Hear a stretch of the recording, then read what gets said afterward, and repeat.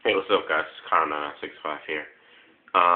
One thing I want to talk about, give everyone a heads up update. I was making a Q&A vid, another Q&A vid this Saturday. So please answer any questions you have for me pertaining to wrestling or non-wrestling related things that you want to ask me. Private message me or leave your questions down in the comment on this video. So the title of this video is that, after just being completely disappointed with TNA pay-per-view last night, the way it ended, and but last Monday Night Raw, it just, I was talking with my brother about this yesterday because he saw TNA pay-per-view as well, and it's just like we just asked ourselves like, what has happened to wrestling? It's not the same anymore. It's really not the same anymore. I mean, wrestling is it's just gone completely like to the left field. I mean, it's just wrestling's a mess today. In today's generation, it's a mess. It's an utter mess. So I'm going to be making two videos. One talking about WWE. Second video talking about TNA. This is part one. Okay, so where do I start? I made a video like last week titled 6 Things I Think to Kill Wrestling Business. And, some of these 6 things that I think kill the wrestling business, I think it's an overall factor that I think that kills the wrestling business. It's like, I've grown up, I'm 21, and I've grown up watching wrestling for years and years and years. I'm not a smirk, but I do consider myself, knowledgeable in some aspects, when it comes to wrestling. And knowing my, wrestling history, things of that sort. So I'm not saying I know more than anybody or I'm a smart wrestling fan and everyone else is dumb. I'm not saying that, there are a lot of people who on YouTube who know more about wrestling than I do. And that's fine. But, like I said, I consider myself to be, like I said, pretty knowledgeable in certain aspects when it comes to the wrestling business. But, one thing that just has me baffled that I don't think I even have an answer for is that what is happening to the wrestling business today? I mean, wrestling,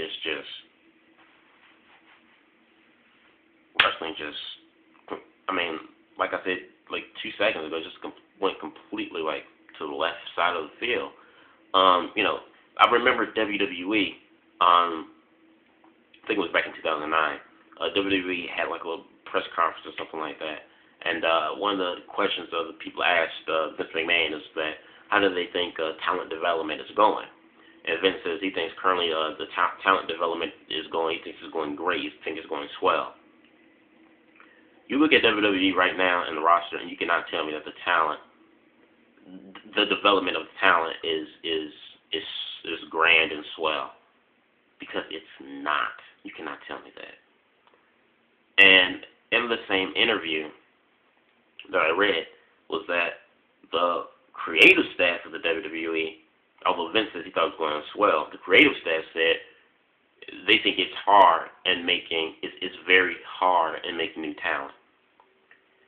It's not hard in making making stars and making talent. That's utter bull. It's it's an excuse from WWE or the creative staff, whoever's in charge. That's an excuse to say that it's hard of getting people to like stars and get them over. It's utter bullcrap. It's an excuse. The problem with the WWE in developing stars is that they don't stick with the guys that they're pushing. They're not consistent with the guys that they're pushing. They tease them and then they just pull them back. They tease them and then they just pull them back. And from a fan's perspective, you're like, well, if you keep turning the star off and on like a water faucet, why should I invest? And then when the fans get like that, then the WWE creators are like, okay, well, you know what? You're not the guy, so we're going to knock you down a few pegs and we're not going to be behind you anymore. Why would you stop being behind, a star and stop pushing them? It's your fault because, and then WWE they'll say, well, the fans aren't just behind this guy. No, it's not that fans aren't behind this guy that you're pushing. It's that you don't give the fans a chance to get behind the guys that you're pushing at all. Guys like Dolph Ziggler, Jack Swagger, Alberto Del Rio. And before anybody gets on that, yeah, I know Alberto Del Rio's champion, but you'll get to what I'm saying. You'll get the point where I'm going with this in a minute. Drew McIntyre, The Miz, Sheamus, Wade Barrett, what's his name? Daniel Bryan. I mean, these are all guys who WWE push, and then they just pull. They just pull right from underneath their feet. And these guys would be more liked if WWE would be consistent with these guys and stay behind these guys and push them. Excuse me. You know, you go back to the days in the territorial days. No, WWE has been around for 60 years, okay? 60 to 50 years. That is a long, long time. WWE has been out before I was born. WWE has been out, hell, probably when my mom was like 3 or 4. But she used to watch it too, growing up.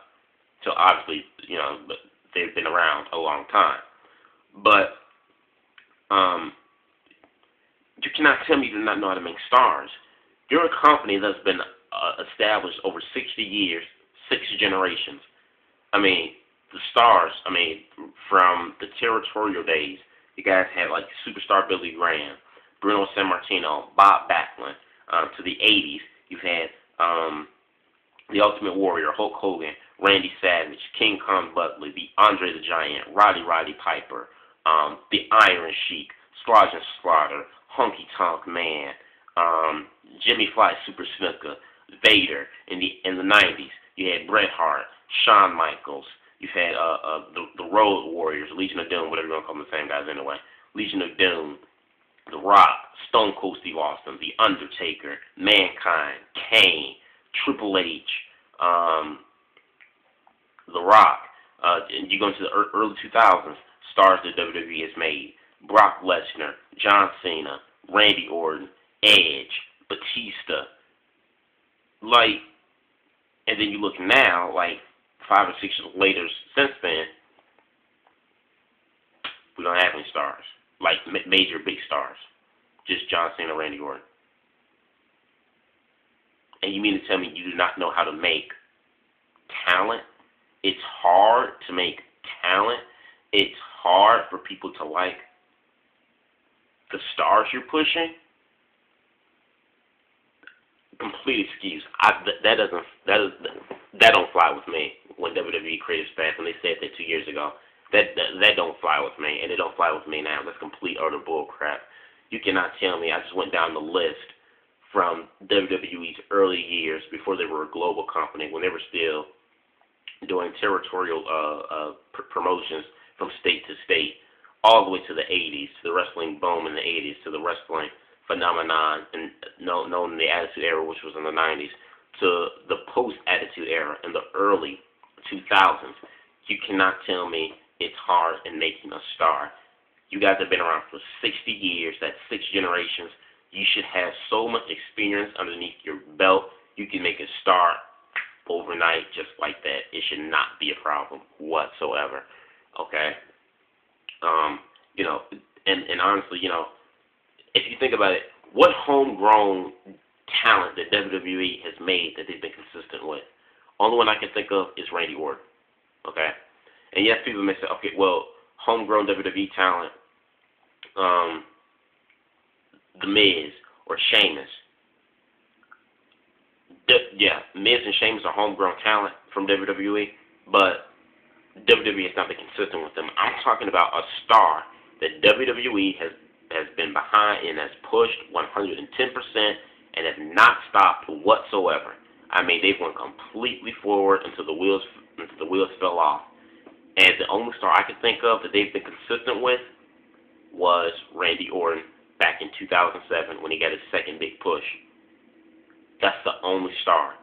It's 2011 now, 4 or 5 years since then. What other star has WWE that they've made themselves, a homegrown star that WWE has made, that they've pushed and that they've been and that star has had a consistent push that they have not stopped. They have not pressed the restart button on. They've been consistent with the star all the way. There has been no star that comes to my mind, and I doubt anybody else can tell me can think of any star either that WWE has been consistent in pushing other than Randy Orton back in 2007. You can't name one. I can't, so I know I'm pretty sure you can't. If you can name a star, tell me, because tell me. I have a problem being wrong.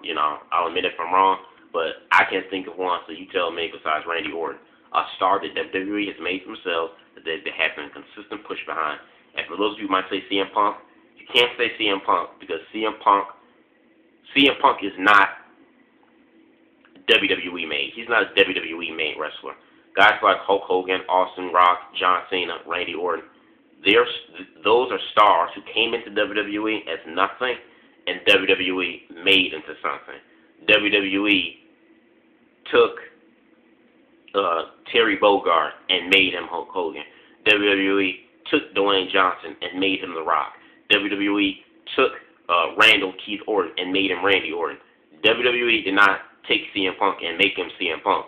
CM Punk made himself throughout all the stuff he's done on the indie things, in Ring of Honor, Pro Wrestling Guerrilla, Full Impact Pro Wrestling, things of that sort.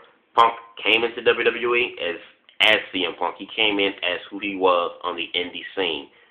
WWE are they're taking CM Punk now and elevating him and getting behind him and giving him a push. But I'm talking about a homegrown star, a star that came into WWE as nothing, and WWE has made into their guy, their hometown guy. CM Punk is not WWE made. CM Punk made CM Punk.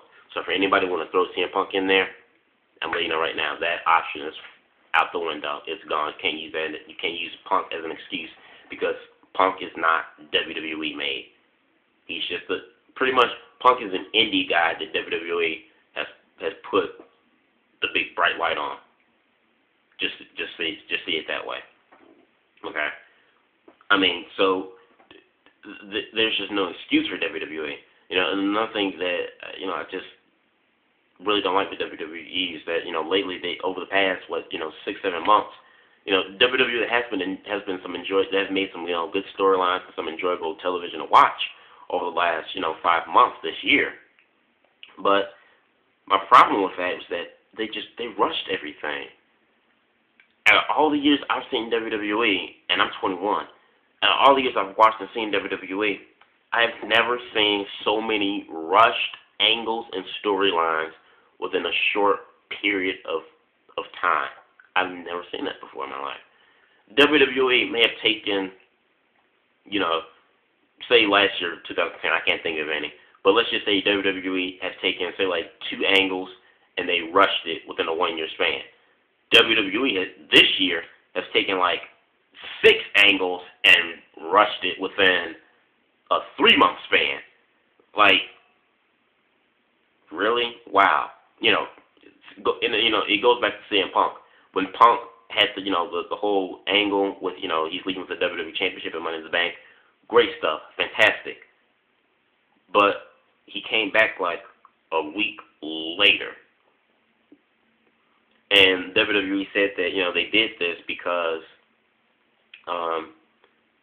they brought Punk back with something because they needed something to sell for SummerSlam, which is one of 4 WWE's biggest pay-per-views of the year. So I get that, but you kind of took some excitement, and that whole angle leads WWE with the championship angle. You kind of took some excitement out of that because you brought him back so soon, so fast. It's like when Punk left Money in the Bank with the championship in hand, it's like, wow, Punk is gone with the belt. This is great. This is the best angle WWE has done in years. Your adrenaline is kicking in at 100%. And then he comes back 1 week later, after he quote-unquote left. He comes back 1 week later. It's like your adrenaline just went from 100 to 75, 72%, where it's like, okay, I'm excited that Punk's back, but you kind of put a little damper on this angle because he came back so soon. Stuff like that. the whole CM Punk, Triple H, Kevin Nash angle thing, or Punk fight Triple H. They rushed that really soon. And you look at WWE now, which is one thing I really hate, is that they've now completely just like ignored the fact that Punk and Triple H had a grueling, match, and just had this such animosity and hatred for each other, like last month. It's like they just out of sight, out of mind. You don't remember. It's like Triple H and CM Punk are like best buds now, or they understand each other now. Like, you mean to tell me all this heated stuff, edgy stuff that they've been saying, over the last 3 weeks, last month, edgy stuff that they've been saying, which has some truth to it, and you knew that they meant what they were saying, regardless if it was a shoot or a work, but you knew that they meant what they were saying because they actually have, like, legitimate tension between each other in real life.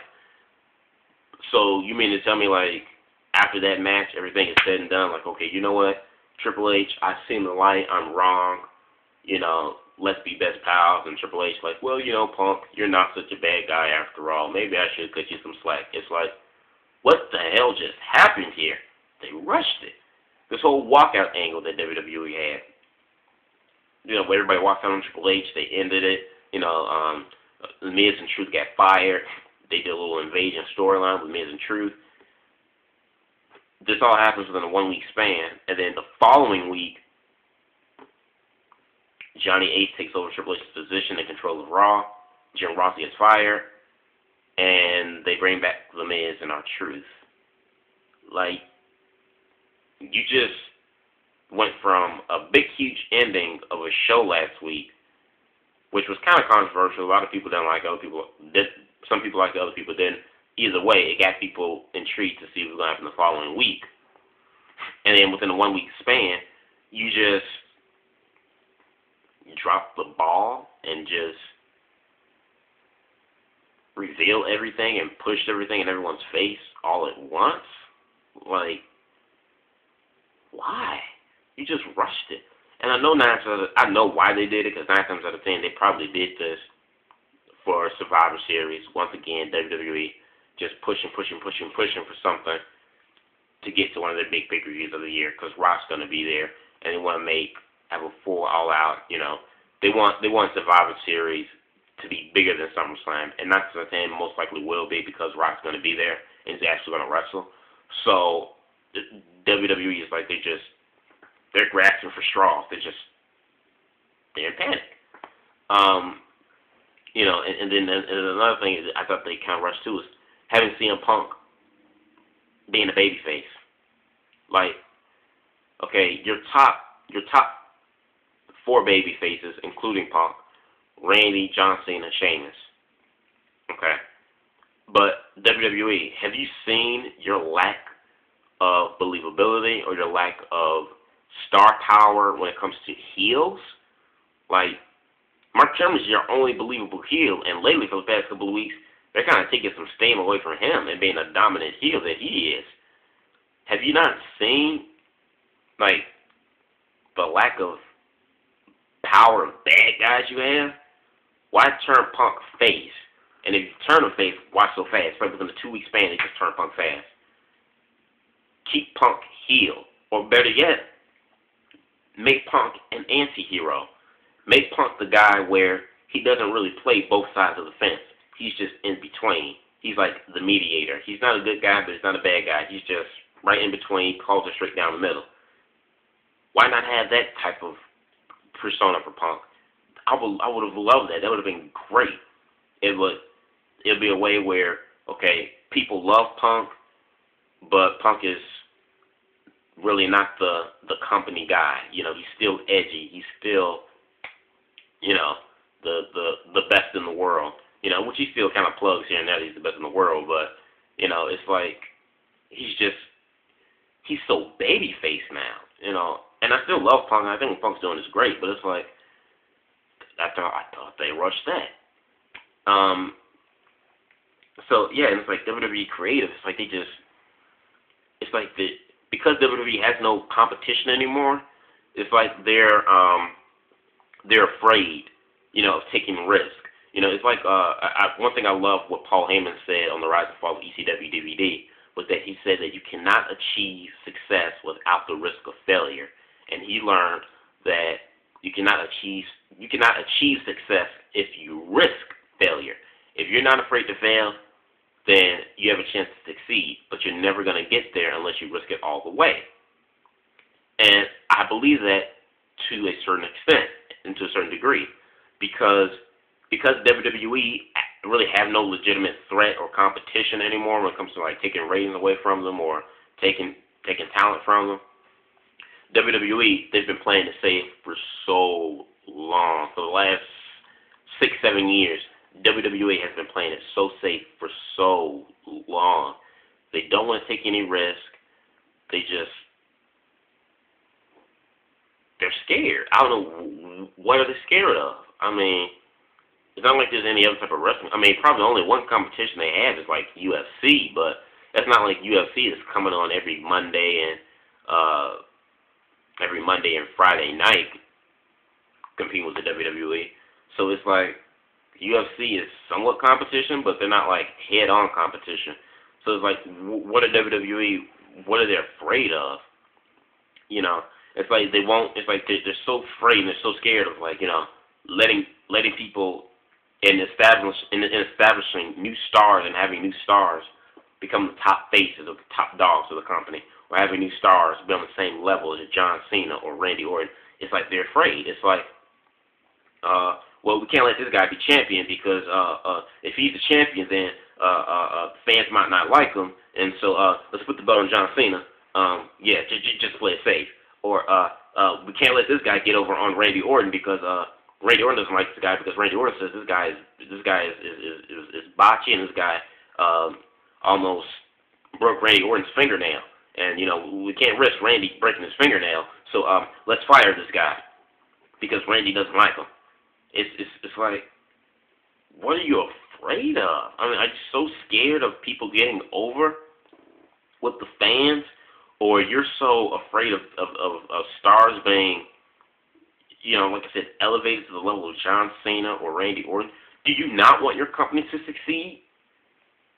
And people can say John Cena hater, Randy Orton hater, whatever. But the fact of the matter is this: you cannot have just two stars all the time, being the top two dogs all the time. Austin was the number one guy in WWE back in the Attitude Era. But you know what made WWE successful? Not only Austin being the face and being the backbone of the company, but also the top stars that were under Austin that made Austin look just as good.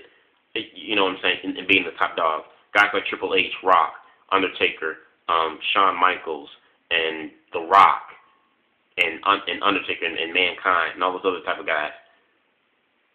Other major key player stars. Austin was the number one guy, but he was not the only top dog in WWE.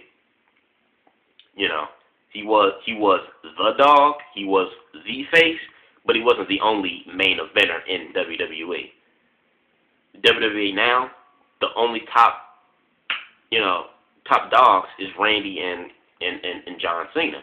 And sure, you could put CM Punk in number 3, but I'm not really counting Punk right now because all WWE care about are Cena, Orton, Cena, Orton. And, it's like it's really sad. And I found out that at the Night of Champions pay-per-view, the reason why WWE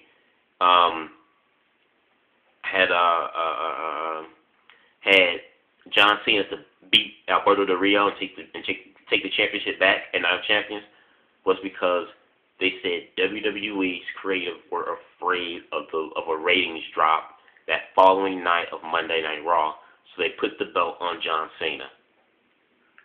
How crazy is that? Why would you have one superstar who's had a tremendous build-up since the beginning of this year, 2011, gets the championship, needs to keep the championship to get him over with the fans, just to take it off of him and put it on somebody who does not need it, who's won it so many times, who's so over with the fans, who's still going to be the #1 guy, regardless of, regardless if a belt is on his waist or not. Why take that off that one guy to put it on this person because you're afraid of a few ratings dropping from 4 million people to like a 3.2? Once again, and when WWE are in a panic mode, stuff begins to shatter. WWE, they crack up. They drop the ball and they fumble with it when they panic. I would rather have Alberto Del Rio still as champion, okay, at Night of Champions. Risk losing a low rating Raw, you know what I mean? But at least I'm still supporting my new star. I'm trying to build this new star. And yes, Alberto won the WWE Championship back. But you know what? To me, when he won it back, it really didn't mean much of anything because I think all this thing that he had going in into winning his first title, winning the title for the first time, that I thought was more significant than him winning the belt back, and now it's just in the record book that he's a 2-time WWE champion instead of a 1-time WWE champion. I'd rather have Alberto have all this thing that he's been having, coming in WWE from the Royal Rumble, winning the belt for the first time, having a good run with it, than for him to have the belt for 2 weeks, drop it just to win it right, lose the thing that he had leading up to his first championship win, drop it 2 weeks later just to get it right back, and doesn't really have the same type of sting that he once had when he first won the belt. That's just me, So yeah, just my frustration. So this is going to be This is going to be 2 videos. The first video here is just talking about my frustrations with WWE. In part 2, I'm going to talk about TNA. So please watch both parts of these videos, guys. Because I'm just baffled. I just don't know what's going on with the world of wrestling today. So watch this video and please watch part 2 where I'm going to talk about my disappointments and stuff with TNA. Peace out.